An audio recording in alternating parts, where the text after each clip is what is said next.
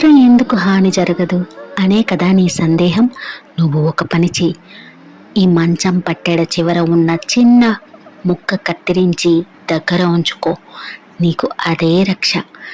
ఈసారి కాస్త ధైర్యం వచ్చింది మారయ్యకి. సరే అన్నాడు. వెళ్ళి రవితో ఇలా చెప్తున్నాడు. చెప్పాగా రవి, అదొక దుష్టశక్తి. అది నిషి.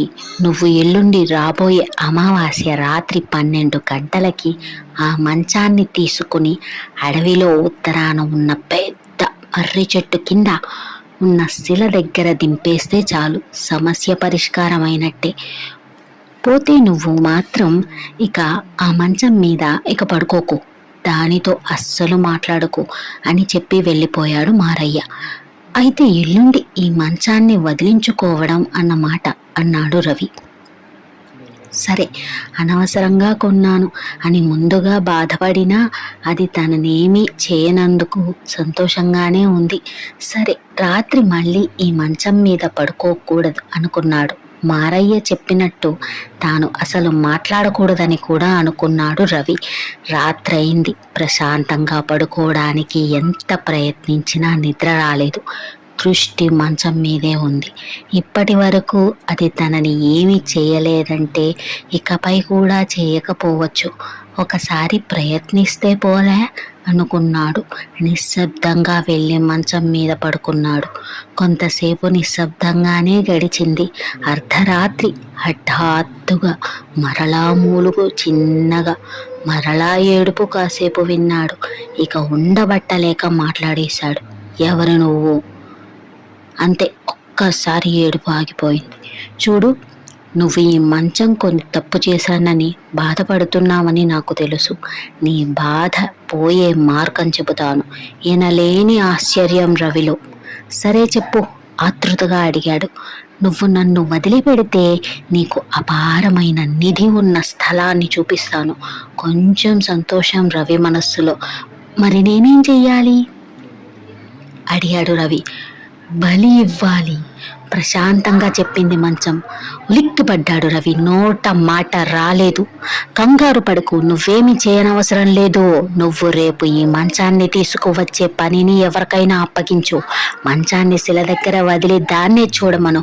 నేను అతని కళ్ళ ద్వారా అతనిలోకి ప్రవేశించి వాడిని బలి తీసుకుంటా. ఆ తర్వాత నీకు నేను చూపించే స్థలంలో తవ్వితే అపారమైన నిధి నీకు దొరుకుతుంది. కానీ నాకు తెలుసు నువ్వు ఏమంటున్నావో. నువ్వు ఈ మంచం పట్టెడ వంచన చిన్న ముక్క కత్తిరించి నీ దగ్గర ఉంచుకో. అది నిన్ను కాపాడుతుంది, లేకపోతే నువ్వు కూడా చనిపోతావు. సరే, తప్పకుండా అలా చేస్తాను అన్నాడు రవి. అనుకొని ఇక పడుకోకుండా నిద్ర పట్టక బయటికి వచ్చేశాడు రవి.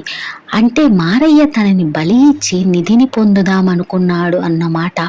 మనసంతా ఆందోళన. ఏమైనా ఈ రాత్రి మంచం మీద పడుకోబట్టి తనకు నిజం తెలిసింది. లేకపోతే అంతే సంగతులు. తలుచుకుంటేనే వణుకొస్తోంది రవికి. రవి గారి ఇల్లు ఎక్కడండి అన్నాడు రాజు. అవతలి వ్యక్తి ఒక సందు చూపించాడు. ఈ సందులోనే ఆఖరి పెంకుటిల్లు అని వెళ్ళిపోయాడు ఆ వ్యక్తి.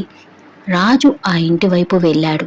చూస్తే స్నేహితుని పట్టుకుని కుశల ప్రశ్నలు అడిగాడు రవి. ముందు నేను వచ్చిన పని నీకు తెలుసు కదా, ఆ సంగతి చెప్పు అన్నాడు రవి. సరే సరే చెప్తానురా అన్నాడు రాజు. త్వరగా చెప్పు రవి, నిజంగానే మంచం మాట్లాడుతుందా ఆతృతగా అడిగాడు రాజు. కంగారెందుకు, నువ్వే చూద్దు గాని అంటూ పాకలోకి వేసిన ఆ మంచాన్ని చూపించాడు రవి.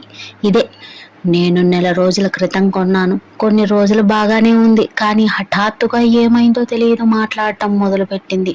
చివరికి మారయ్యను అడిగాను. అతను రేపు అమావాస్య అర్ధరాత్రి ఈ మంచాన్ని ఒక్కళ్ళే వెళ్ళి అడవుల్లో ఉన్న మర్రి చెట్టు కింద ఒక శిల దగ్గర పెట్టి వెనక్కి వచ్చేయమని చెప్పాడు. అందుకే రేపు ఈ మంచం వెళ్ళిపోతుంది. నువ్వు ఎప్పటి నుంచో దెయ్యాలను ఆత్మలను తెలుసుకోవాలని అనుకుంటూ ఉంటావు కదా, అందుకే నిన్ను పిలిచాను. రేపు రాత్రి ఈ మంచాన్ని తీసుకెళ్లేది కూడా నువ్వే అన్నాడు రవి. అవునా, అయితే ఈ రాత్రి ఖచ్చితంగా నేను దీని మీద పడుకుంటాను. రేపు దీన్ని దాని ప్లేస్కి పంపుతాను అన్నాడు రాజా ఉద్విగ్నంగా. కానీ ఇందాకే మారయ్య ఎవరిని పడుకోవద్దని చెప్పాడు కాబట్టి వద్దు అన్నాడు రవి. లేదు లేదు, నేను పడుకొని తీరవలసిందే మొండిగా అన్నాడు రాజు. కానీ రాజా, ఒక్కటి మాత్రం మర్చిపోకు, నువ్వు ఎట్టి పరిస్థితుల్లోనూ నోరు మెదపకు, విను అంతే, సరేనా? మరీ మరీ చెప్పాడు రవి. అర్ధరాత్రి అవుతోంది, నిద్ర పట్టేటట్లు లేదు రాజుకి. ఎలాగైనా మంచం మాటలు వినాలని, కథ చెబితే ఊకొట్టాలి, నేను ఏదో ఒకటి చెప్పాలి, నవ్వుకొన్నాడు రాజు. దూరంగా గుడ్లగూబలు అరుపులు, అప్పుడప్పుడు నక్కల ఊడలు తప్ప ఇక శబ్దాలు ఏమీ లేవు. హఠాత్తుగా మూలుగు అతనిని ఆశ్చర్యపరిచింది. కాస్త చెవులు రిక్కించాడు. ఆ తర్వాత చిన్నగా రోదన వినిపించింది. కానీ అది తను అనుకున్నంత ఆహ్లాదకరంగా లేదు. అతని మెదడుని, గుండెని ఎవరో పిండేస్తున్నట్టుగా ఉంది. తన స్నేహితుడు ఎట్టి పరిస్థితుల్లోనూ మాట్లాడవద్దని వార్నింగ్ కూడా ఇచ్చాడు. కానీ పదే పదే ఏడుస్తూ అది మాట్లాడుతున్న మాటలు వింటూ ఉండలేకపోయాడు. అందుకే అడిగేశాడు భయంగా, ఎందుకు ఏడుస్తున్నావు? ఒక్కసారిగా ఏడుపు ఆగిపోయింది. ఒక ముసలి గొంతు మాట్లాడడం మొదలుపెట్టింది. నువ్వు చాలా మంచివాడివి బాబు, ఇప్పటి వరకు నన్ను ఎవరు ఇలా అడగలేదు, కానీ నువ్వు నా బాధని తీర్చగలవా? ఆప్యాయత ఆ గొంతులో. చెప్పు, తీరుస్తాను అన్నాడు రాజు. సరే, రేపు నన్ను అడవుల్లో ఉన్న మర్రి చెట్టు కింద శిల దగ్గర వదిలిపెట్టి వచ్చేస్తారు వాళ్ళు. కానీ అది నాకు ఇష్టం లేదు, ఎందుకంటే దానివల్ల వాళ్ళకి లాభం కలుగుతుంది. కానీ అదే పని నువ్వు చెయ్యి, అలా చేస్తే నీకు నేను శక్తులు ఇస్తాను. ఆ దుర్మార్గులకి ఆ శక్తులు ఇవ్వడం నాకు ఇష్టం లేదు, నిరాశగా అంది మంచం. సరే, ఏం చేయాలో చెప్పు అన్నాడు రాజు. నిజానికి నన్ను అక్కడ వదిలిపెట్టిన వాళ్ళు అక్కడే చనిపోతారు, అది వాళ్ళకి తెలుసు. అందుకే ఆ పని నీకు అప్పగించాడు రవి. వింటూనే మనస్సు ఉడికిపోయింది రాజుకి. నమ్మక ద్రోహం చేసిన స్నేహితుడి మీద విపరీతమైన కోపం వచ్చింది. నీ బాధ నేను అర్థం చేసుకోగలను. నీ స్నేహితుడు నిన్ను వంచాడు, కానీ నేను నీకు ఒక సాయం చేస్తాను. సరే చెప్పు. అతనిలో కోపం కంఠంలో కనిపిస్తోంది. సరే విను, నువ్వు రేపు మంచం తీసుకొని మర్రి చెట్టు దగ్గర శిల వద్దకు రా. నిన్ను చూడడానికి, నీ చావు చూడడానికి వాళ్ళిద్దరూ నీ వెనకాల నక్కి నక్కి వస్తారు. వారికి తెలియని విషయం ఏమిటంటే అక్కడ ఉన్న వాళ్ళు అందరూ చస్తారు. కానీ ఒక పని చెయ్యి, ఈ మంచం పట్టెడ అంచును కత్తిరించి నీ దగ్గర ఉంచుకో. అప్పుడు నా శక్తి నిన్ను ఏమీ చేయదు. వాళ్ళిద్దరినీ చంపి నువ్వు క్షేమంగా రావచ్చు. పైగా నీకు కొంత శక్తి కూడా వస్తుంది అంది. ఆ శక్తి ఏమిటి అని అడిగాడు రాజు. నీకు బాగా ఇష్టమైనది, ఆత్మలతో మాట్లాడగలిగే శక్తిని నీకు ఇస్తాను. సరే అన్నాడు రాజు సంతోషంగా. తెల్లవారింది. ఈరోజు మంచాన్ని తీసుకెళ్ళడానికి నీకు అభ్యంతరం లేదు కదా అన్నాడు రవి. తప్పకుండా తీసుకెళ్తాను, కోపాన్ని దాచుకుంటూ అన్నాడు రాజు. అర్ధరాత్రి 12 గంటలయింది. అమావాస్య, కారు చీకట్లు చుట్టూ దారిన కనబడనివ్వడం లేదు. అంత చీకటిలోనూ చిన్న టార్చ్ లైట్ వేసుకొని మంచం నెత్తి మీద పెట్టుకొని నడుచుకుంటూ వెళ్తున్నాడు రాజు. ఊరు దాటాక శ్మశానం దగ్గర ఉన్న మారయ్య వెళ్తున్న రాజుని చూశాడు. ఎందుకు రవి వెళ్ళట్లేదు అర్థం కాలేదు. ఈలోగా రాజు వెనుక వెళుతున్న రవి కూడా కనిపించాడు. వాళ్ళిద్దరూ వెళ్ళిన కాసేపటికి వాళ్ళిద్దరి వెనక వెళ్ళాడు మారయ్య.